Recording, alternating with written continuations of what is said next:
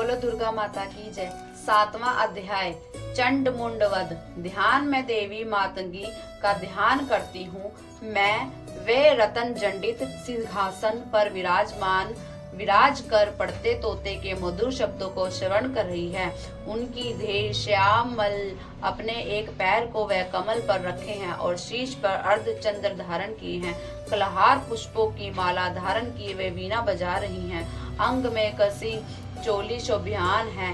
वह लाल वर्ण की साड़ी पहने हैं तथा हाथ में शंख युक्त पात्र धारण किए हैं। उनके बदन पर मधु का हल्का प्रभाव प्रतीत होता है तथा मस्तक पर बिंदी सुशोभित है। कथा आरंभ।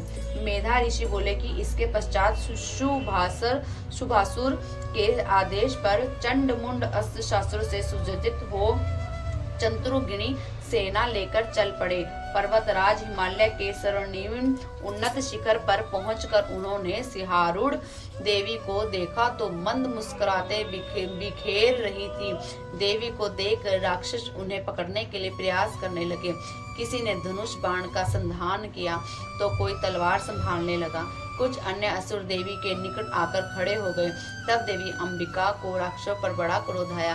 क्रोध वेश में देवी का मुख काला पड़ गया, भौहें टेढ़ी हो गई। उसी समय देवी के ललाट से विकराल मुख वाली काली जी प्रकट हुई। वह हाथ में तलवार व पाश ली हुई थी। वह विचित्र खंडवांग धारण किए चीते के चरम की साड़ी पहने व नर मुंडों की माला धारण किए थी। काली के शरीर का मांस सूख चुका था। वह मात्र हड्डियों का ढांचा ही थी, इसे कारण भीषण प्रतीत हो रही थी। उनका मुख बड़ा था, जीभ लपलपा रही थी जिससे उनकी विकरालता में वृद्धि हो रही थी। काली की आंखें भीतर धसी व कुछ लाल वर्ण की थी। काली देवी की भीषण गर्जना से सभी दिशाएं गुंजियान थी। महाबलशाली असुरों का वध करते हुए वह वेग पूर्वक असुर सेना पर टूट पड़ी और असुरों का भक्षण करने लगी।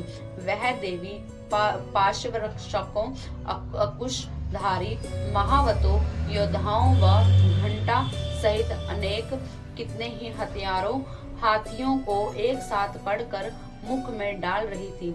इस तरह घोड़े रथ सारथी के साथ रथी सैनिकों को पकड़कर मुख में डालकर भीषण प्रकार से चबा रही थी। काली कभी किसी के बाल पकड़ लेती तो कभी किसी का गला दबा देती, किसी को पैरों से कुचल डालती तो किसी को छाती से धक्का मार डालती थी। असुरों द्वारा छोड़े अस्त्रों शस्त्रों को वह मुंह से पकड़कर क्रोध वेश में दांतों से पीस कर डालती थी। इस तरह काली ने महाअसुरों की सेना को रौंद डाला। कितने ही असुरों को मार कर भगा दिया, कितने ही को खा डाला, कितने ही को तलवार से उड़ा दिया, कितनों को ही दांतों से नुकीले अर्घ भाग से कुचल कर मृत्यु मुख में डाल दिया। इस प्रकार सेना का विनाश होते देख चंड काली देवी की ओर लपका। मुंड ने भीषण बाणों की वृष्टि करके तथा हजारों बार चक्र चलाकर विकराल नेत्रों वाले काली देवी को आच्छादित कर दिया अर्थात ढक दिया। वह हजारों चक्र देवी मुख में प्रविष्ट होते हुए ऐसी प्रतीत हो रहे थे मानो सूर्य के अनेक मंडल बादलों में प्रविष्ट हो रहे हों। उस समय काली ने महा क्रोध करते हुए भीष्म अट्टहास किए। देवी को मुख इतना भयावह था कि देखा भी नहीं जाता था।